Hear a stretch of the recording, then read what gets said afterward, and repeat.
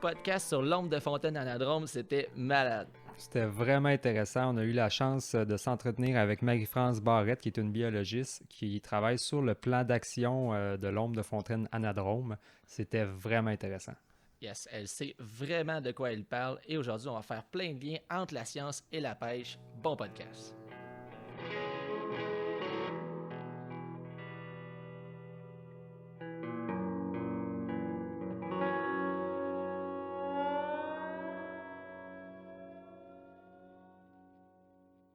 Salut Marie-France. Bonjour, Luc Hervé. OK. Merci beaucoup d'être au podcast. On est super contents. On a Raph qui est avec nous aussi. Salut Raph. Salut, ça va bien? Bien, certainement. Marie-France, c'était la biologiste qui a chapeauté le projet sur le plan d'action pour l'ombre de Fontaine Anadrome. C'est vraiment un beau projet. Aujourd'hui, tu es là pour nous en dire plus, pour nos questions, aussi pour qu'on partage plein d'informations là-dessus, qu'on mette les gens au courant de qu'est-ce qui se passe et qu'est-ce qu'on peut faire. On va tout faire ça. Avant toute chose, j'aimerais savoir, depuis combien de temps tu es biologiste? Moi, je suis biologiste depuis belle lurette. J'ai fait mon bac à l'Université Laval au début des années 2000. Puis, donc, j'ai une formation en écologie, donc où on étudie les interactions entre les êtres vivants puis l'environnement, mais aussi en évolution, où on étudie comment les gènes puis les adaptations influencent la capacité des êtres vivants ou des animaux à relever les défis environnementaux. Donc, c'est les questions qui me stimulaient à ce moment-là.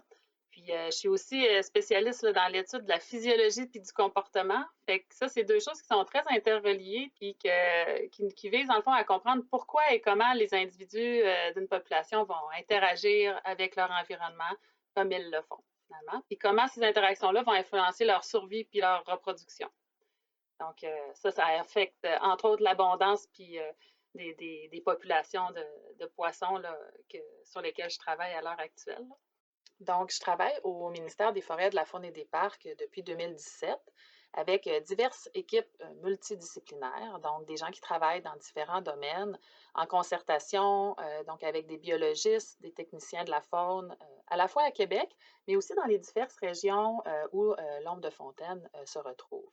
Donc, en Charlevoix, au Saguenay, sur la Côte-Nord, au Bas-Saint-Laurent et en Gaspésie, et aussi dans le nord du Québec. Donc, notre travail nous amène aussi à collaborer avec divers organismes locaux, dont les gestionnaires de territoires fauniques, mais aussi les organismes voués à la conservation de l'ombre de Fontaine Anadrome. On a aussi l'opportunité de travailler avec des chercheurs universitaires et gouvernementaux qui participent à certains aspects spécifiques des projets d'acquisition de connaissances du ministère. Je pense qu'on va être en bonne main. Je suis assez confiant que ça va bien aller. Donc, tu as clairement le background pour bien nous parler de tout ça. Le projet, en partant, là, on parle d'ombre de Fontaine Anadrome. Si on se disait simplement, c'est quoi une ombre de Fontaine Anadrome? Oui. Ou c'est quoi Anadrome? Oui, bien, effectivement. Oui, encore là. Parce qu'il y a beaucoup de pêcheurs qui connaissent l'ombre de Fontaine, là, qui est vraiment une espèce emblématique au Québec, qui est beaucoup pêchée en lac. Mais on dit qu'elle est anadrome lorsqu'elle va migrer de l'eau douce à l'eau salée. Donc, c'est des poissons qui naissent en rivière, en eau douce, et ils vont migrer en eau salée pour gagner en croissance, pour atteindre des tailles plus grandes, puis ils vont revenir se reproduire en rivière. Donc, dans les rivières où on retrouve de l'ombre de Fontaine Anadrome, il y a à la fois des ombres qui migrent et des ombres qui ne migrent pas, qui forment une même population. Donc, ces ombres-là qui ne migrent pas, qu'on appelle des résidents, vont se reproduire avec les ombres de Fontaine Anadrome. Ça forme une population.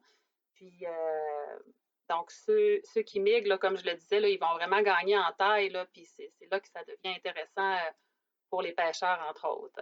Mais aussi pour les populations, parce que plus les individus sont gros, plus ça fait des individus qui sont féconds. Si on pense aux femelles d'ombre de Fontaine, là, qui, si on les compare avec des migrantes puis des non-migrantes, celles qui sont anadromes vont être 10 fois plus fécondes que les résidentes. Si on les compare à l'âge de 4 ans, par exemple, là, ça va être des poissons qui vont avoir le double de la taille. Donc, c'est super intéressant pour l'abondance des populations, mais aussi pour les pêcheurs qui recherchent là, des prises plus grosses aussi, là.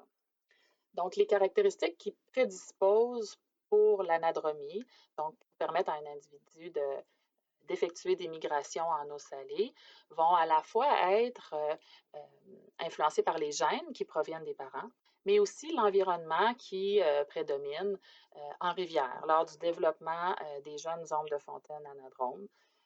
Donc, par exemple, la taille d'un individu va à la fois être influencée par les gènes provenant des parents, mais aussi de l'environnement. Donc, par exemple, la quantité de nourriture qui est disponible pour atteindre une certaine taille, seuil, qui va permettre aux individus d'effectuer leur première migration. Donc, il y a vraiment une différence quand on dit. Si elle va en mer, tu disais qu'il y avait plus de bouffe et le grossissait plus vite. Il y a une grosse différence. C'est majeur. Là. C'est pas, c'est pas une petite différence. Et étant donné qu'ils se reproduisent ensemble, donc au niveau de la génétique du poisson, c'est le même poisson. C'est les mêmes poissons, mais il y a quand même certaines différences dans le sens que un poisson va être anadrome, il peut provenir de parents qui sont résidents ou anadromes. Mais le fait de provenir de parents anadromes, ça va quand même les prédisposer. Ils vont avoir des caractéristiques qui sont, dans le fond, codées dans les gènes, des caractéristiques qui leur permettent d'avoir, par exemple, une capacité natatoire plus grande. Ça veut dire qu'ils vont être capables d'aller dans des courants plus importants, donc de naviguer dans des plus gros courants. Ils vont aussi avoir une capacité à tolérer la salinité. Donc, ce n'est pas tous les poissons qui peuvent tolérer la salinité. Les salmonidés, donc les saumons, les truites, les ongles, peuvent tolérer la salinité. Mais l'ombre de fontaine anadrome n'est pas aussi tolérant là, que le saumon. Il n'ira pas faire des grandes migrations jusqu'au Groenland. Il va se limiter aux côtes, aux zones côtières. Dans le fond. Puis est-ce qu'il y a une différence physique entre les deux espèces? Entre l'ombre de fontaine anadrome et résident? Oui. Ben, c'est ça qui est intéressant. Puis, c'est pas deux espèces. Dans le jargon scientifique, on appelle ça des écotypes. La même espèce, quand on dit que tu as une population d'individus qui peuvent se reproduire, ça veut dire que ça fait partie de la même espèce. Puis, à l'âge adulte, ils sont très difficiles à distinguer avec la morphologie. Fait que pour les pêcheurs qui pêchent à la fois en mer, si on peut dire, donc dans les estuaires ou dans le Saint-Laurent ou dans la baie des Chaleurs, par exemple, ils vont vous dire que les ombres de fontaine ou les truites de mer sont argentées. Puis à mesure qu'ils vont rentrer en eau douce, puis ça a le lieu là, à la fin de la période de croissance, là, donc à la fin de l'été, à l'automne, à mesure qu'ils vont rentrer en eau douce, la coloration aussi va migrer vers des colorations qui ressemblent plus à l'ombre de fontaine résident, ce que les pêcheurs vont appeler la truite mouchetée.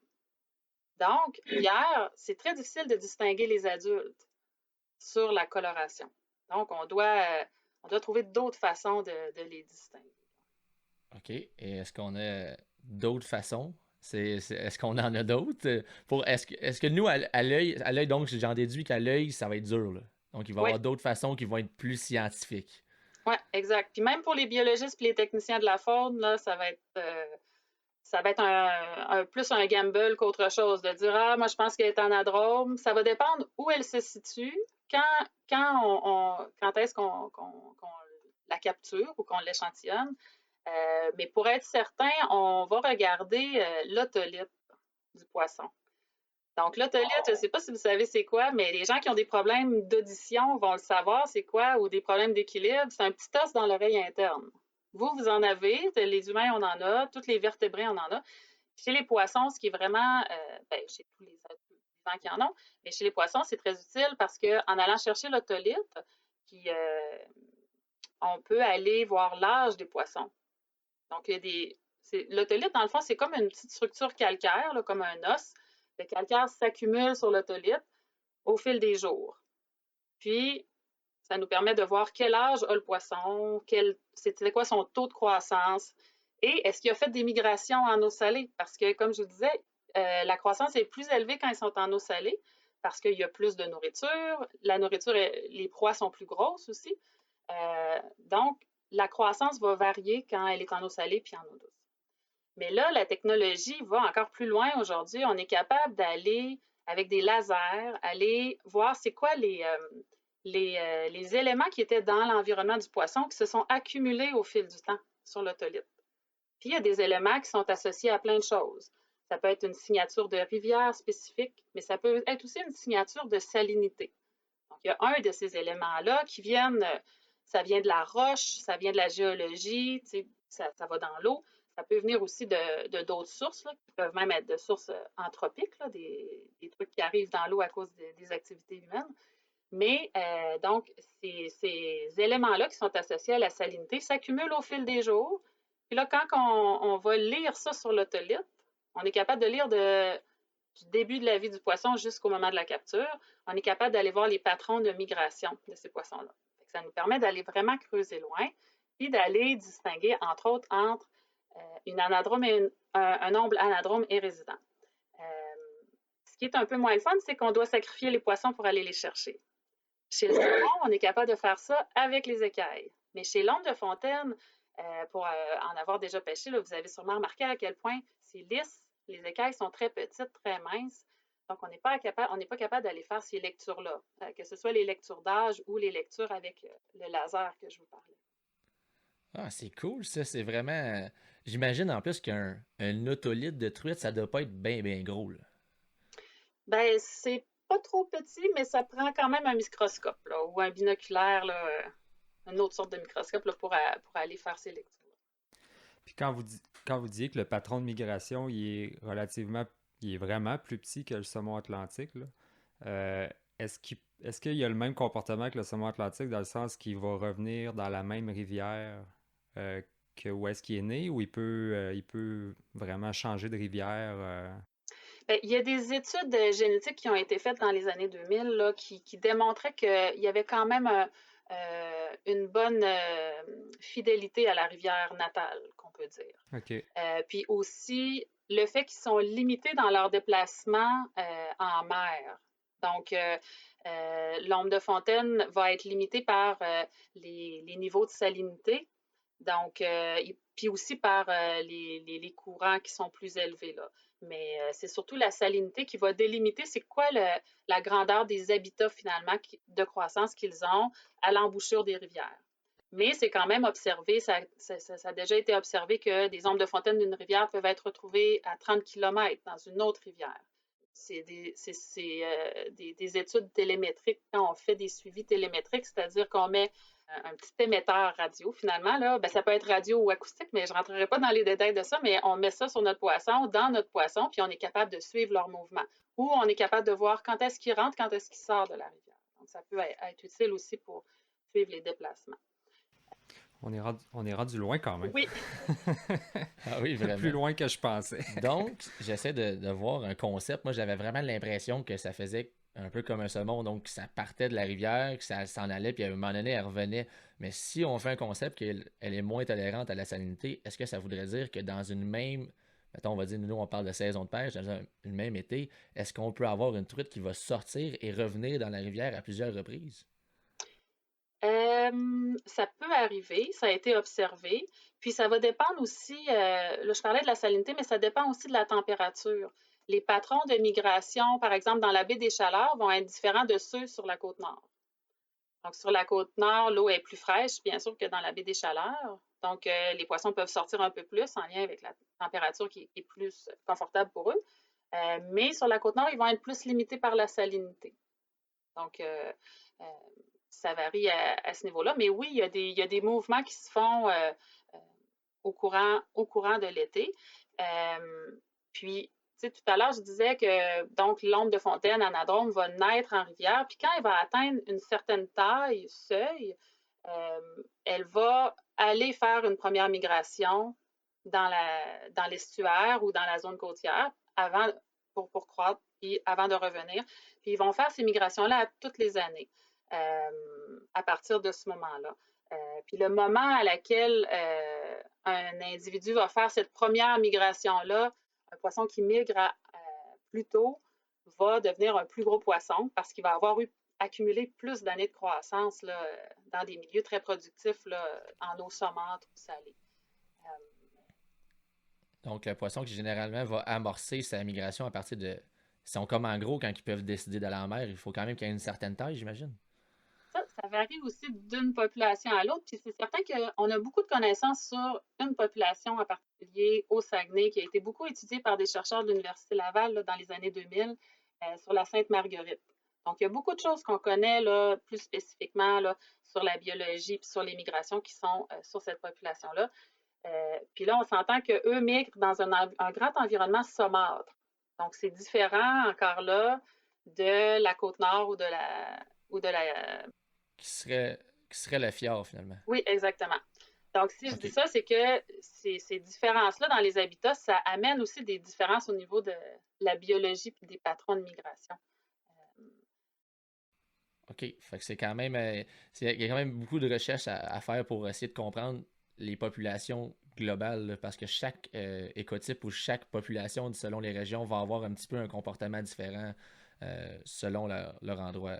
Oui, effectivement. Puis ta question qui était, tu sais, à partir de quelle âge, à quelle taille les poissons commencent à migrer sur la population là, de la rivière Sainte-Marguerite, ce qu'on observe, là, c'est que c'est à partir entre 15 et 20 centimètres qu'on commence à les observer migrer, mais on peut en observer quand même des très petits qui vont commencer à aller tâter du terrain là, dans les eaux saumâtres. Mais encore là, la capacité à tolérer les changements de salinité va être influencée par la taille du poisson. Donc, tant que tu n'es pas assez gros, tu ne pourras pas suffisamment bien gérer ces changements de salinité-là. Donc, c'est pour ça qu'entre autres, il y a une taille seuil pour ces migrations-là. OK, cool. Si je ferais un peu le tour d'un. Façon qu'on se dirait que c'est un patron, on essaierait de faire les grandes lignes de comment ces espèces de montaisons, dévalaisons, ça fonctionne par rapport au temps de l'année. Donc, si on commence au printemps, est-ce qu'au printemps, est-ce que la truite part de la rivière pour aller vers la mer, vers le printemps, ou qu'est-ce que c'est? Le patron de migration, ça ressemble à quoi? Oui, exactement. Ben, est-ce que tu parlais de dévalaison? Dans le fond, ça, c'est la migration de l'eau douce vers l'eau salée. Oui, ça va arriver au printemps, surtout avec les crues printanières. Ce qui est difficile avec l'ombre de fontaine aussi, c'est que c'est un phénomène qui se passe très vite, qui est difficile à quantifier parce qu'on a de la glace sur nos rivières. On ne peut pas aller installer des engins qui nous permettent de compter les individus suffisamment tôt pour capturer le début de cette migration-là. Ça se fait en même temps que la crue des eaux? Oui, exactement. Fait qu'il y en a beaucoup qui OK. migrent avec la crue des eaux. Ça, c'est pour les plus petits parce que sur certaines populations qu'on connaît un peu mieux, ce qu'on a observé, c'était que les plus gros individus, donc plus âgés, se tiennent quand même proche de l'embouchure de la rivière pendant l'hiver. Donc, ils vont rentrer dans l'estuaire puis dans la zone côtière plus tôt que les plus petits. Donc, OK. la dévalaison se fait à ce niveau-là. Puis, la période qu'ils vont passer dans les zones de croissance vont varier selon la taille des individus, selon le sexe des individus, mais aussi selon la maturité. Ben, en lien avec la reproduction, les femelles on observe que les femelles reviennent en rivière. Donc, ça, c'est la migration qu'on appelle la montaison. Donc, ils remontent en rivière. Au printemps? Oui. On est encore au printemps, là, juste pour. Non, on n'est plus au printemps. Hey, je me suis On est rendu où, déplacée là? vers l'automne rapidement. OK, t'as peu, là, c'est ça. On y remonte en rivière. Je veux juste être sûr que je comprenais. Il est redescendu en rivière tout de suite pour remonter ou. Non, mais Euh, c'est effectivement, ça prend beaucoup de réflexion pour comprendre tout ça parce que dès la fin de la dévalaison, pour certains individus, il y en a déjà qui recommencent à monter. OK. C'est un peu comme le saumon, en fait. Oui, C'est très similaire au saumon. Il y a des personnes qui vont prendre des saumons noirs, puis vont prendre des saumons frais pratiquement en même temps dans la même période d'année, là. Fait que c'est très similaire. oui, effectivement. Puis souvent, ce qu'on entend, là, les pêcheurs qui sont beaucoup sur les rivières, ils observent aussi que les montaisons de saumon et donc de fontaine anadrome ne se passent pas exactement en même temps. Donc, quand l'une des espèces a déjà monté, là, a passé, là, c'est l'autre qui vient prendre la place, là. Est-ce que les conditions de la rivière, mettons le débit de la rivière peut avoir une influence sur les montaisons aussi? Euh, le débit de la rivière peut faciliter effectivement les déplacements parce que c'est ça, l'ombre va utiliser le courant pour se propulser vers l'amont de la rivière finalement.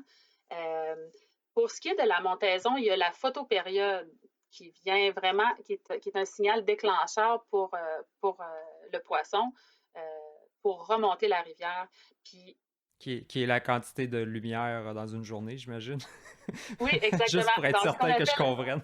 oui, non, tu fais bien. Effectivement, la photopériode, c'est la durée du jour et de la nuit. Parfait. Parce que, tu sais, tout à l'heure, je disais qu'il y avait plein de facteurs qui influencent la migration, le moment de la migration, la durée de la migration. Tu sais, quand je parlais de l'âge, de la taille, euh, mais la photopériode, c'est des choses qui sont plus flexibles.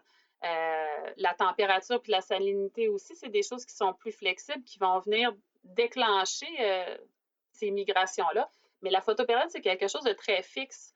Fait que ça, c'est bien, mais c'est aussi un enjeu si on pense aux changements climatiques qui vont amener des changements dans la température. Puis la tolérance à la salinité va aussi être fonction de la température. Fait que ça complexifie l'équation aussi pour le poisson, tu sais, qui va prendre ces décisions-là selon comment sa physiologie se porte à un moment X. Puis donc, il n'y aura pas toujours une adéquation entre la photopériode et la température de l'eau. C'est une des choses que, comme biologiste, on veut suivre pour être capable de comprendre comment ça peut influencer l'abondance de nos populations, puis comment ça pourrait venir là, être indicateur là, de tendance à la baisse ou à la hausse là, de nos populations. OK. C'est quand même très, très, très technique et ça demande une bonne compréhension. On a vraiment besoin des biologistes pour cette partie-là de cette équation. Et puis, donc, dans l'été, il va y avoir des truites qui vont monter de façon semi... à un moment donné, ça va monter selon les équations que tu as nommées, selon divers facteurs. Donc, et ensuite, Oui. on se dirige vers l'automne, où est-ce que j'avais l'impression que ça ferait à l'automne. Donc, j'imagine, tantôt tu as parlé des femelles, les femelles qui doivent vouloir remonter particulièrement parce que c'est la période de reproduction qui va être, je veux dire, fin de l'automne. Oui, exactement. Donc, mois d'octobre, encore là, tu sais, ça peut commencer plus tôt, puis ça peut s'étirer un peu plus tard selon où on se retrouve dans la province. Parce que de l'ombre de fontaine, c'est ça comme, tu sais, il y en a en Gaspésie, il y en a sur la Côte-Nord au Saguenay, mais il y en a aussi au Bas-Saint-Laurent, qu'on connaît moins, ces populations-là. Mais il y en a aussi dans le nord du Québec qu'on connaît encore moins, mais on a quand même certaines informations, mais tu sais, qui nous permettent de voir, en fait, là, tu sais, qu'il y a ces différences-là dans les dates. Là. Mais oui, effectivement, donc, il remonte la rivière vers la fin de l'été, à l'automne, pour aller se reproduire. Comme je disais tout à l'heure, c'est ça, les femelles ont besoin d'une certaine période d'adaptation. Donc, c'est souvent, c'est quand on dit que c'est les plus gros individus qui montent la rivière plus tôt et les plus petits qui montent plus tard, il y a aussi une influence du sexe du poisson, parce que les femelles sont connues pour être plus grosses que les mâles. Donc, c'est souvent, il y a souvent des mâles plus petits qui vont migrer aussi là, plus tard. Là. Puis pour le début de la fraie, j'imagine c'est une température d'eau qui va influencer le début de la fraie? Température, photopériode. OK, les deux. Ça Ouais, doit être ça la effectivement. différence entre, par exemple, le temps de frais d'une truite du Bas-Saint-Laurent versus en haut de la Côte-Nord où il va y avoir une différence de photopériode et température qui est quand même marquante là, entre les deux régions. Un autre, attends, si je compare au saumon là, parce que c'est beaucoup ce qu'on fait, ça se retrouve dans le même environnement. La truite en rivière qui continue de s'alimenter de ce qu'on voit. Donc, au niveau de l'appareil reproducteur, ça serait pas comme le saumon, ça prend pas tout l'espace. Les autres sont quand même capables de se reproduire puis de continuer de manger. Effectivement, ils n'ont pas le même stress du long voyage, si on peut dire, là, que le saumon. Parce que le saumon, le voyage de retour qu'ils doivent faire entre les lieux d'alimentation, par exemple, un saumon qui part du Groenland puis qui revient pour se reproduire en rivière au Québec, lui, il a vraiment tout donné. Puis, c'est certain que je connais moins le saumon que l'ombre de fontaine anadrome, mais ils se reproduisent, ils peuvent quand même se reproduire plus d'une fois dans leur vie, mais c'est quand même pas le même effort de voyage, si on peut dire. Donc, tantôt, on parlait de dévalaison. Pour qu'il y ait une dévalaison, après la fraie, j'en déduis qu'ils passent l'hiver dans la rivière. Oui, exact. Donc, quand on parle de dévalaison, on pense vraiment à la migration qui a lieu au printemps. Mais c'est vrai ce que tu dis, puis ce que les pêcheurs observent, effectivement, une fois qu'ils ont frayé, ils ne restent pas près des sites de frais. Ce qu'on voit, c'est qu'ils se retournent proche de l'embouchure de la rivière. Ou selon le cas, au Saguenay, c'est super intéressant, mais c'est super complexe parce qu'ils ont aussi un refuge en amont de la rivière Saguenay qui a été protégé là, au début des années 2000. Il y a eu beaucoup d'études qui ont été faites dans ce coin-là. Puis pour protéger ce refuge-là, qui est un refuge d'eau douce. Puis quand on parle de refuge, souvent avec l'ombre de fontaine, anadrome, on parle de refuge thermique parce qu'ils ont besoin d'endroits qui sont suffisamment frais l'été, mais aussi des endroits qui sont pas trop... On suspecte beaucoup que l'ombre de fontaine anadrome ne passera pas l'hiver en eau salée à cause que c'est difficile pour eux là, de venir... il y a comme un conflit pour assimiler l'oxygène quand l'eau elle est trop froide, puis il y a comme une interaction avec l'eau, le fait qu'il y a le stress de l'eau salée qui s'ajoute à ça. C'est cool, ça. Euh, Avant qu'on tombe sur... Là, on fait beaucoup de l'espèce. Éventuellement, il y a aussi un plan d'action qui est intéressant. Juste une donnée qui pourrait être quand même cool à savoir. Combien gros que ça peut devenir? Ben, le record le record de grosseur, là, je ne l'ai pas en tête malheureusement pour vous et vos auditeurs, mais le record d'âge, c'est 12 ans Oh, pour un nombre de fontaines anadromes, ce qui est très élevé. Ce qu'on observe davantage, là, c'est plus dans l'ordre là, de 6-7 ans. Euh, quand même. Même 6-7 ans, c'est un vieux poisson, là. C'est quand même... c'est pas, oui, j'ai vu plus jeune, là. pour l'ombre de fontaine, oui, effectivement. Mais on a un suivi des montaisons là, qui date là, même des années 80 sur la rivière de la Trinité sur la Côte-Nord, où on fait un suivi continu année après année. C'est vraiment là, le meilleur suivi qu'on a là, au Québec là, pour cette espèce-là.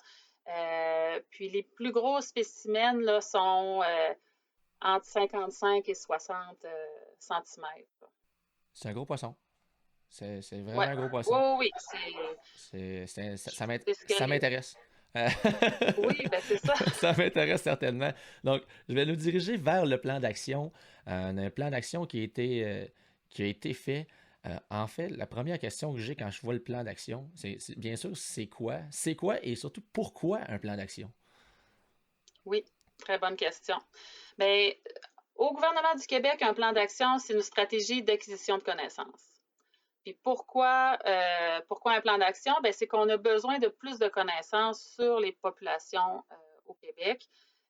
Puis il y a aussi, on a on a déjà des connaissances qui sont très utiles, mais c'est des connaissances qui sont éparses et qui sont parfois ponctuelles, mais parfois c'est des suivis. Mais on a vraiment un besoin de connaissances accrues là, à la grandeur du territoire. Puis, les connaissances actuelles nous ont permis, là, dans le fond, de dénoter des signes de surexploitation de beaucoup de populations. Donc, en tout, au Québec, là, on peut dénombrer une centaine de rivières où on sait qu'il y a de l'ombre de fontaine anadrome. Parmi ces rivières-là, il y en a 30 pour lesquelles on a des suivis, mais des suivis qui vont varier dans la nature. Donc, ça peut être un décompte de reproducteurs que le ministère chapeaute, ou ça peut être des données de pêche. Donc, le résultat de pêche là, qui nous sont fournis là, par exemple, là, les ex-saumons. Donc, vu que l'ombre de fontaine anadrome se retrouve dans plusieurs rivières à saumon, on a la chance d'avoir des statistiques de pêche. Puis c'est ces données-là qui nous permettent de voir qu'il y a beaucoup de tendances à la baisse. Donc, 50% des populations pour lesquelles on a des suivis démontrent des tendances à la baisse. Donc, ça, c'est très préoccupant. Donc, le but du plan d'action, c'est vraiment d'aller chercher l'information pour savoir qu'est-ce qui se passe avec, connaître, finalement, on veut connaître nos populations pour être capable de savoir comment agir pour remédier à la situation, puis aussi pour éviter de revoir ce schéma-là se répéter dans le temps. C'est vraiment venu me chercher parce que dans plus jeune, j'ai pêché énormément la truite de mer, là. Comme vraiment, vraiment beaucoup, là. Puis, je me souviens peut-être vers 2016-2017, là, je le voyais là, dans les rivières que je pêchais. Là, j'étais sans être biologiste. Le succès de pêche était vraiment à la baisse. Puis nous, en Gaspésie, on a la chance d'avoir des rivières extrêmement claires où on peut se promener avec notre boîte à miroir puis voir. Fait que même si on les prend pas, on a quand même une bonne idée de quand on vient de faire 14 km de rivière, combien de poissons j'avais dans ce secteur-là. Puis je me souviens, dans mon cœur de jeune, je voulais imprimer des pancartes pour avertir les gens d'arrêter de prendre toutes les truites. Puis quand j'ai vu dans ma tête de jeune, c'était comme la solution que j'avais trouvée pour remédier à la situation. Donc quand j'ai vu le plan d'action, j'ai dit waouh, c'est ça que ça prend. Bien plus que moi qui veux coller des pancartes dans les dépanneurs. On risque d'être beaucoup plus efficace. Donc la population en déclin, plus de connaissances. Puis aussi sur toutes les rivières, donc je voyais qu'il y avait différentes raisons aussi. Il y avait comme 3 objectifs dans le plan d'action, 3 objectifs qui étaient au niveau, je me les étais notés pour être sûr de ne pas les oublier. 3 exercices qui étaient de préciser la répartition. Donc, on voulait savoir où est-ce qu'il y en avait. On voulait savoir suivi de la population. Puis ensuite, j'imagine dresser un genre de bilan d'exploitation pour essayer qu'on ne leur vive pas encore la situation. Oui. Est-ce qu'il y a des actions qui vont être prises ou qui ont été prises pour commencer ça? Oui, tout à fait. Donc, effectivement, tu as bien étudié le plan d'action. Là, on a comme 3 grands objectifs. Là. Puis, dans le fond, la première chose, comme tu l'as dit, on veut d'abord identifier la répartition. Ça revient à dire où est-ce qu'on trouve de l'ombre de fontaine. La première étape, là, on a fait un travail de cartographie dans la première année du plan d'action, donc en 2019, pour identifier c'est quoi les connaissances qu'on a à date. Donc, où sont les rivières, puis c'est quoi qu'on connaît sur ces rivières-là? Est-ce qu'on a un suivi de population, de reproducteurs? Est-ce qu'on a un suivi de l'exploitation? Bon. Ou est-ce que simplement on sait qu'elles sont là? Mais maintenant, on veut identifier, puis on veut confirmer aussi la présence d'individus anadromes. Puis, là, on a parlé du Saguenay. Effectivement, il y a beaucoup d'organismes pour la conservation de l'ombre de fontaine anadrome, puis ils ont beaucoup travaillé dans les années 2000 pour remonter la pente. La pente, elle n'est pas encore montée, fait remonter. Donc, ça nous montre que ça demande beaucoup d'efforts, puis c'est important de s'y prendre dès que possible. En Gaspésie aussi, il y a eu beaucoup d'efforts déployés, mais à plus petite échelle ou à échelle plus locale. Mais l'idée, c'est de connaître sont où les autres populations. Donc, par exemple, au Bas-Saint-Laurent, où est-ce que les populations, on sait que l'ombre de fontaine, elle est pêchée dans les estuaires, puis dans les zones côtières, mais on ne sait pas où elle se reproduit.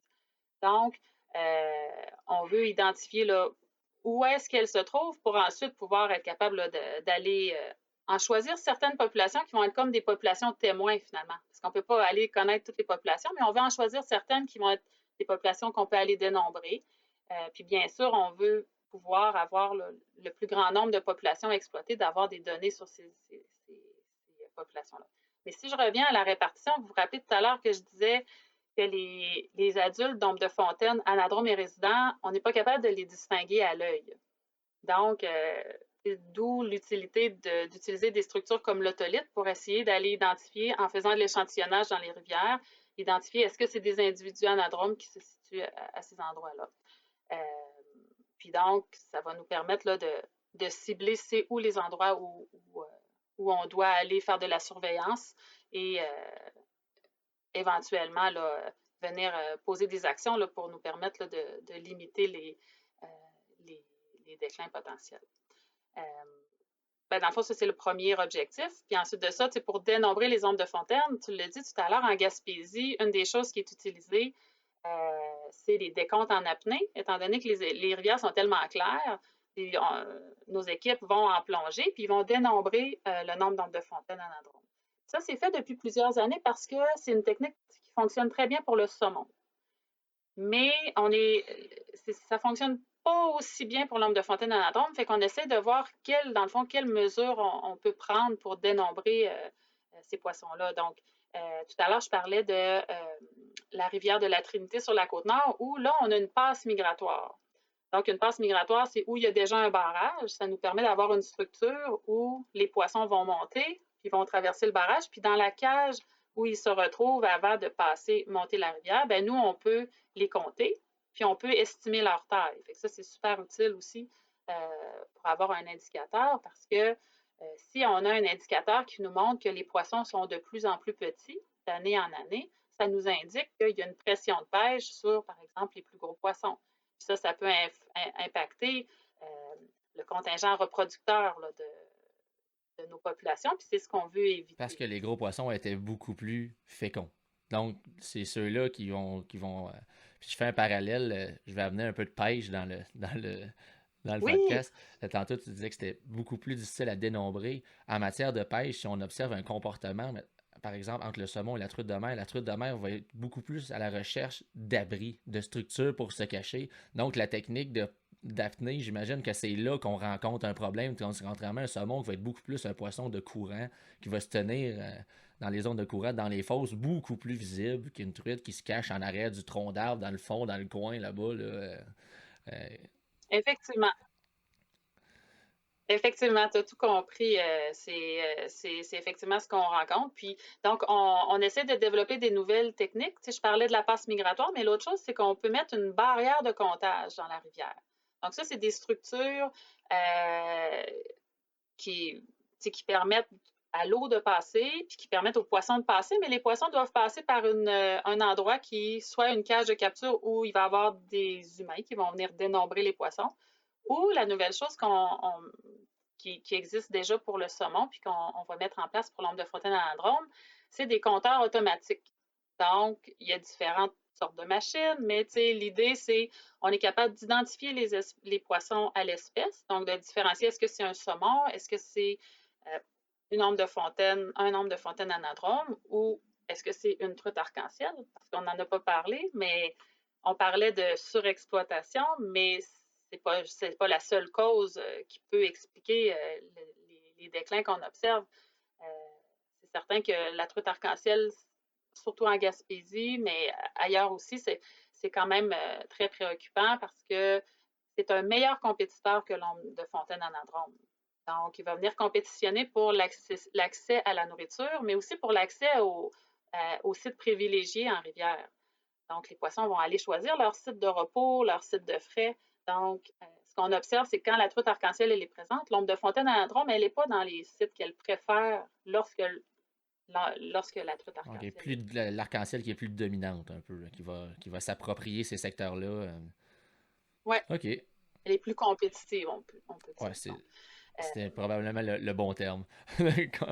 Mais donc, fait que c'est ça. Donc, ça, c'est un des objectifs du plan d'action, de comparer les différentes méthodes de dénombrer, puis de voir comment, c'est quoi les techniques qui sont les plus adéquates selon le contexte. Puis, on vise aussi à comparer, par exemple, les décomptes en apnée avec les décomptes d'un compteur automatisé pour voir c'est quoi l'efficacité de nos méthodes, puis voir est-ce qu'on est capable de faire des décomptes en apnée, puis après ça, d'extrapoler à un nombre. Donc, de ne pas nécessairement avoir des compteurs automatisés. Parce que la décompte en apnée, qui est une méthode relativement simple, versus mettre un filet dans la rivière, puis en plus, la décompte en apnée, ça n'impacte pas la population. On bloque rien, on fait juste faire descendre des gens, là, ce qui est quand même relativement simple.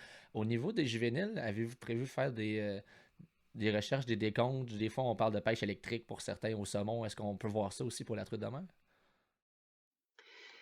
Au niveau des juvéniles, il y a deux choses qu'on va commencer à regarder parce qu'il y a des suivis de dévalaison chez le saumon qui nous permettent d'estimer le nombre de poissons qui sortent de la rivière. Mais comme je disais tout à l'heure, étant donné que l'ombre de fontaine commence à migrer plus tôt, c'est difficile d'attraper la première partie là, de la dévalaison à ce niveau-là.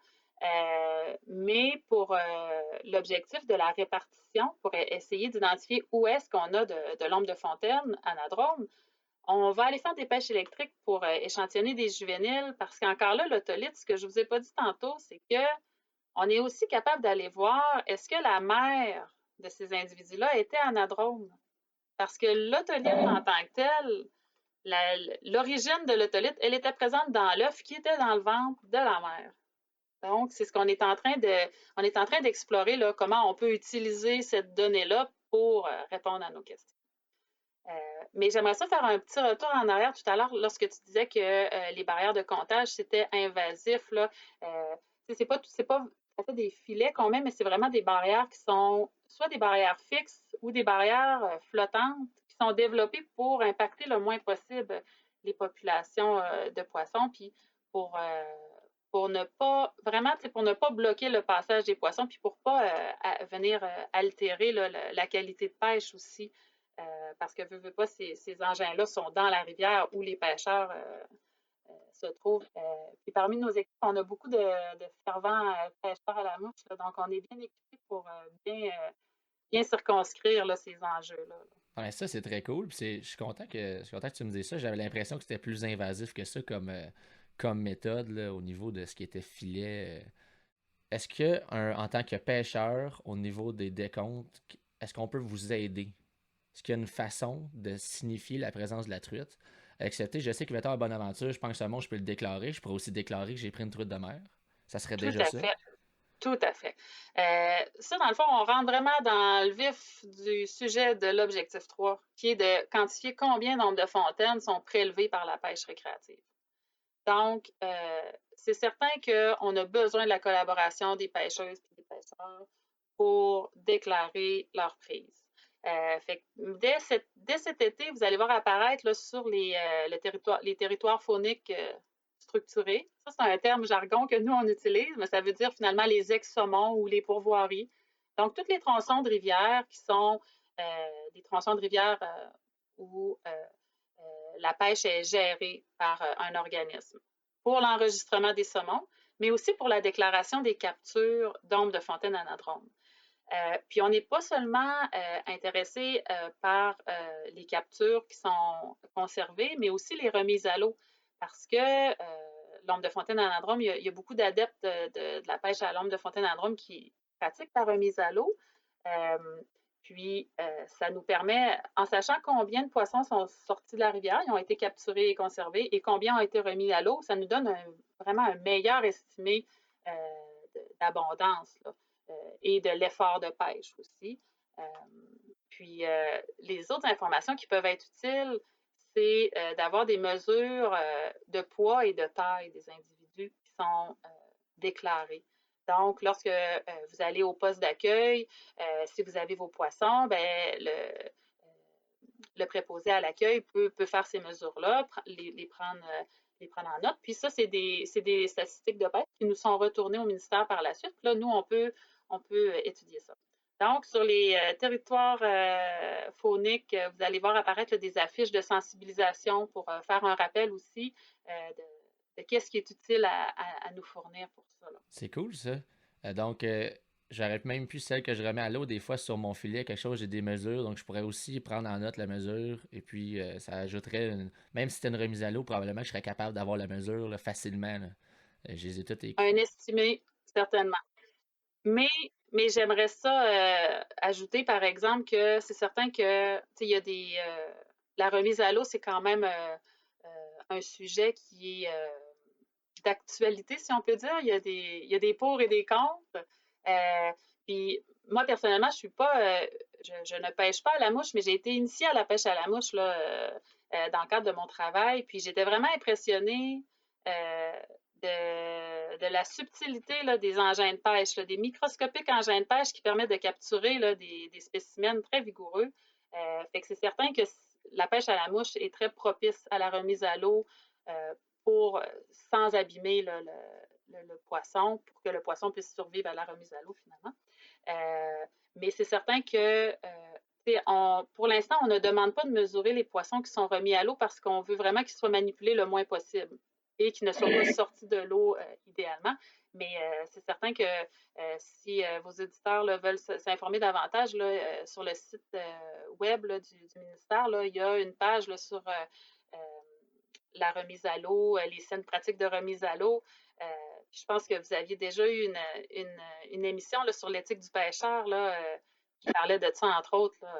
Donc, C'est super cool. Puis il y a aussi, j'ajoute à ça, je vais en profiter pour faire un petit message un peu éducatif parce que je connais des gens qui sont de fervents défenseurs ou en fait, il y a même une mentalité chez les saumoniers qui sont de plus en plus, c'est comme si tuer un saumon, c'était, ça se fait pas. Puis les mêmes gens prennent une truite 2 minutes après dans la rivière, coup de roche à la tête automatique. C'est comme ça, j'ai le droit de le manger, je le mange. Puis je le vois souvent quand que je pêche. Puis là, maintenant, enfin, si vous avez écouté le podcast, vous le savez qu'il y a un déclin, vous êtes au courant. Il n'y a plus de raison de se dire on a pogné une truite, il faut absolument la tuer. On a des efforts à faire à ce niveau-là, puis il y a beaucoup d'efforts au niveau de l'éducation parce que je le vois, c'est comme si garder une truite c'était quelque chose de courante, contrairement à un saumon où on se dit qu'il faut les conserver. Mais on a aussi la pêche à la truite qui est une espèce incroyable, qui est une espèce qu'on on retrouve pas partout, qui devient grosse, qui devient le fun. En plus, c'est un poisson qui mange en rivière où on pourrait aussi avoir beaucoup de plaisir, ou même encore plus. C'est très, très, très technique, la pêche à la truite de mer. C'est super le fun. Donc moi, je vous encourage à faire plus de remise à l'eau et aussi le moins de manipulation possible au niveau de tout ce qui est truite. J'ai aussi vu qu'il y avait un carnet de pêcheurs pour les pêcheurs de... C'était au Saguenay qui font ça? Sur le fjord? Oui, effectivement. Effectivement. Parce que c'est ça, tu sais, pour l'instant, on a des données de pêche dans les territoires fauniques où les pêcheurs peuvent aller dans des postes d'accueil, donner de l'information, mais tout ce qui est ce qu'on appelle territoire libre. Donc, ça concerne beaucoup la zone de pêche 21, pour ceux qui sont au fait de la réglementation. Donc, la zone de pêche 21, c'est le Saguenay, le Saint-Laurent, la baie, euh, le fleuve et le golfe Saint-Laurent, puis la baie des Chaleurs. Donc, toute cette zone-là, on a fait une modification réglementaire là, qui était en vigueur à partir du 1er avril 2020 pour diminuer la limite de prise et de possession dans cette zone-là. À l'heure actuelle, on n'a pas de suivi de l'exploitation et puis on sait que l'ombre de fontaine est particulièrement vulnérable lorsqu'elle rentre en eau salée. Comme je vous expliquais tout à l'heure, elle doit s'adapter à ces changements de salinité-là. Et des fois, selon la taille du poisson, ça va être une période plus ou moins longue. Donc, elle est plus vulnérable à la pêche. Donc, on a voulu limiter un peu les prélèvements. Mais ce qu'on veut faire, c'est aussi faire un appel à la population de pêcheuses et de pêcheurs, à la communauté, pour recruter des pêcheurs bénévoles là, pour un suivi volontaire de la pêche. Donc, comme tu disais, au Saguenay, depuis 2013, il y a un carnet de pêche qui permet à des pêcheurs, donc on leur fournit un carnet, ça leur permet d'indiquer quand est-ce qu'ils sont allés pêcher, combien de poissons ils ont pris, combien de remises à l'eau. Ils peuvent fournir la longueur des poissons aussi. Et puis ça nous permet, au Saguenay, ça nous a vraiment permis de faire un suivi, d'avoir vraiment un indicateur d'abondance qui était suffisamment performant là, pour nous aiguiller sur comment la population va. Puis en plus, dans le Saguenay, c'est que ça regroupe plusieurs populations. Donc, il y a plusieurs rivières, plusieurs populations au Saguenay qui vont exploiter cette zone-là pendant l'été. Donc, en Gaspésie, il y a un projet similaire, donc de carnet de pêche là, depuis 2019 dans la baie des Chaleurs. Donc, puis on essaie là, de faire un recrutement là, de pêcheurs bénévoles là, pour être capable d'instaurer ce type de carnet-là là, dans le plus d'endroits possible parce que il y a des adeptes de pêche très diversifiés, à la fois en rivière, puis à la fois en estuaire, puis soit des pêcheurs à gué ou des pêcheurs qui pêchent en bateau dans les zones côtières. Donc, pour avoir vraiment une image globale de l'exploitation, pas seulement qu'est-ce qui est pêché dans des territoires fauniques, mais aussi qu'est-ce qui est pêché en territoire libre.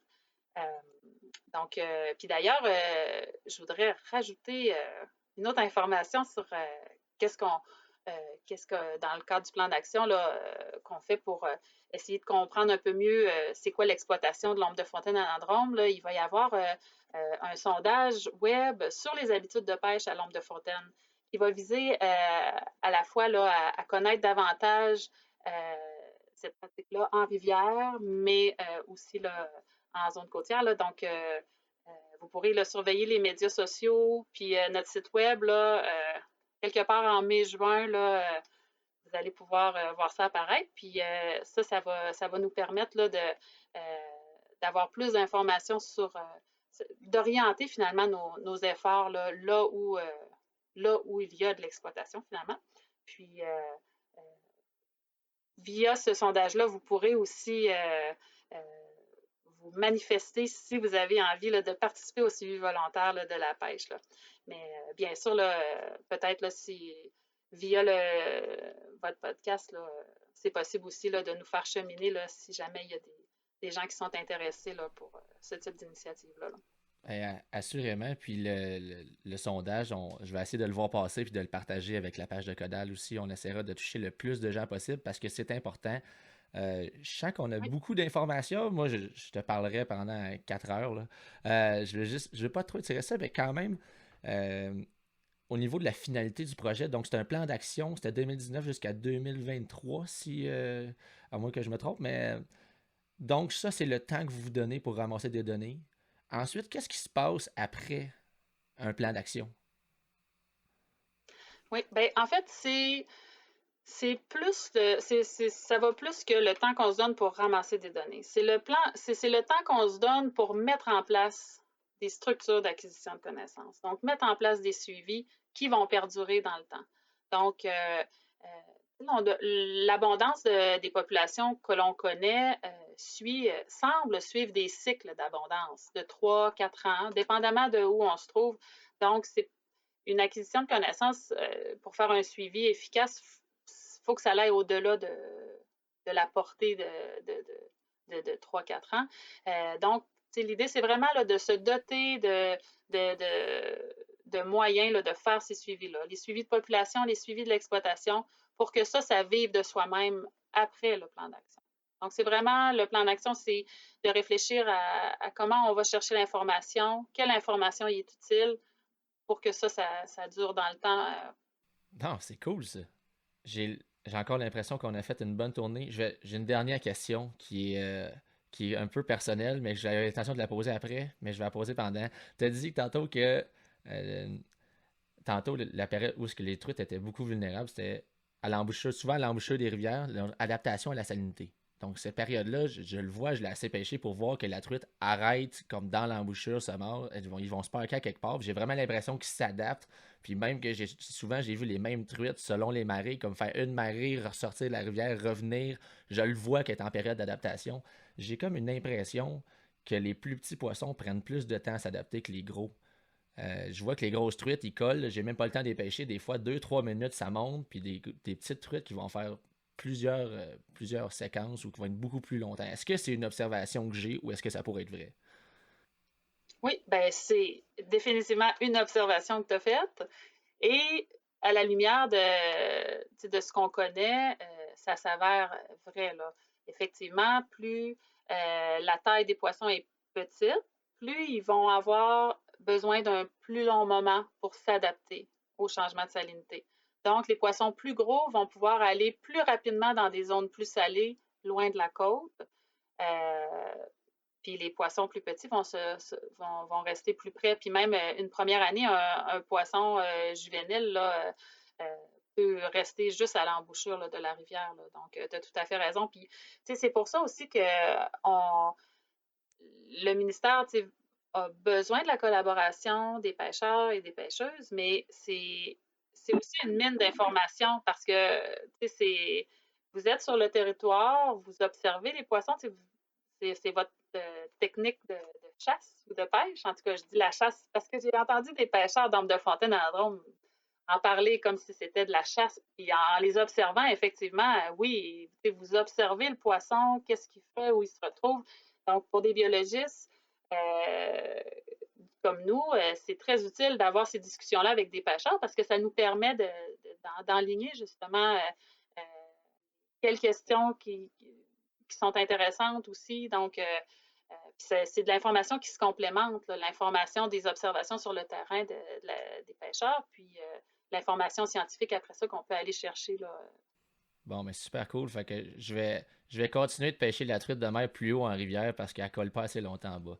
Puis, mais, elle colle assez longtemps. C'est juste que je trouve toujours que les plus gros individus passent pas assez de temps près de l'embouchure à mon goût. Donc, je monte en haut. Mais bon, je vais arrêter de donner mes trucs à tout le monde. Puis, suite de ça, est-ce que on a fait est-ce qu'il y a des choses que tu aimerais ajouter au niveau du plan d'action que tu penses qu'on n'a pas mentionné? Sinon, je pense qu'on a fait une très très bonne tournée de qu'est-ce que ça pouvait avoir l'air un plan d'action et de l'ombre de fontaine à la Drôme. On continue de suivre c'est la page du Facebook, c'est Ministre Faune et Forêt. Comment ça marche? C'est quoi? Je me mélange tout le temps. MFF, ça n'a jamais marché dans ma tête, ça. Il y a trop de F. Ministère des Forêts, de la Faune et des Parcs. Donc, oui, il y a la page Facebook, effectivement. Il y a la page Twitter aussi. Puis sur le site web, là, donc, il y a plus d'informations, mais vous allez voir ça passer sur les pages Facebook là, pour ce qui est du sondage en particulier, mais aussi pour ce qui est là, de l'initiative qu'on veut favoriser là, la déclaration des captures et des remises à l'eau. Parce que je pense que c'est vraiment là qu'on va avoir plus d'informations. Il y a beaucoup, certainement, il y a beaucoup de pêcheurs qui ciblent le saumon, donc qui sont moins intéressés à l'ombre de fontaine à la Drôme, mais donc qui vont remettre beaucoup d'ombre de fontaine à l'eau. Donc, lorsque vous allez enregistrer vos saumons au poste d'accueil, si vous avez une mémoire de combien vous avez remis à l'eau d'ombre de fontaine à la Drôme, c'est certainement une information qui va être utile pour nous aussi. Bon, c'est vraiment génial. J'en profite pour vous visiter au niveau du partage d'informations, de l'accessibilité, puis comment que je trouve que c'est toujours de mieux en mieux fait par rapport de la part du ministère. C'est vraiment cool à voir. Merci beaucoup de ta participation au podcast. C'était extrêmement intéressant. Tu t'exprimes super bien et on a eu des informations extrêmement pertinentes. Merci encore. Bon, ben merci à vous de l'opportunité là, puis de diffuser ces informations-là. Puis ben, je suis contente si je vous ai pas trop largué avec mes termes scientifiques. Je passerai pas. Donc là-dessus, bonne semaine tout le monde et on se revoit dans un prochain podcast très bientôt.